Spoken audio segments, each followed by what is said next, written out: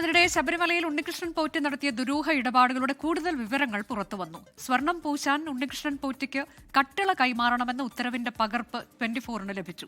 വിജയ് മല്യ സ്വർണം പൊതിഞ്ഞ കട്ടിളയാണ് ചെമ്പ് എന്ന് രേഖപ്പെടുത്തി നൽകിയത്. ഇവ തിരിച്ചു വന്നതായി ദേവസ്വത്തിൽ രേഖകളില്ല. 2019 മാർച്ച് 21-നാണ് ശ്രീകോവിലിന്റെ കട്ടിളകളിലെ പാളികളിൽ സ്വർണം പൂശുന്നതിന് ദേവസ്വം ബോർഡ് ഉത്തരവിറക്കിയത്. ചെമ്പ് പാളികൾ എന്നാണ് ദേവസ്വം ബോർഡ് ഇറക്കിയ ഉത്തരവിലുള്ളത്. വാതിലിനൊപ്പം കട്ടിളയും സ്വർണം പൂശി നൽകാമെന്ന് ഉണ്ണികൃഷ്ണൻ കത്ത് നൽകിയതിന് പിന്നാലെയായിരുന്നു ഈ ഉത്തരവ്. 1999-ൽ വിജയ് മല്യ സ്വർണം പൊതിഞ്ഞതായിരുന്നു ഈ കട്ടിളയും.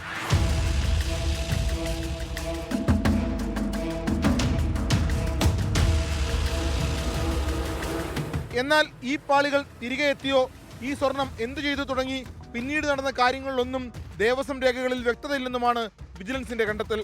അതേസമയം ദ്വാരപാലക ശില്പങ്ങളിലെ പാളികൾ സ്വർണം പൂശാൻ ചെന്നൈയിൽ കൊണ്ടുപോയി തിരികെ വരുമ്പോൾ മഹസർ തയ്യാറാക്കിയത് വിജിലൻസ് കേസിലെ പ്രതിയായ ഉദ്യോഗസ്ഥൻ.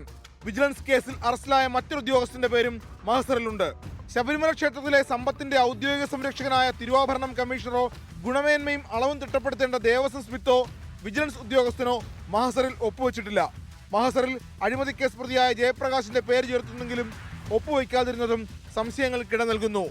ആർ അരുൺരാജ്, 24 കൊല്ലം.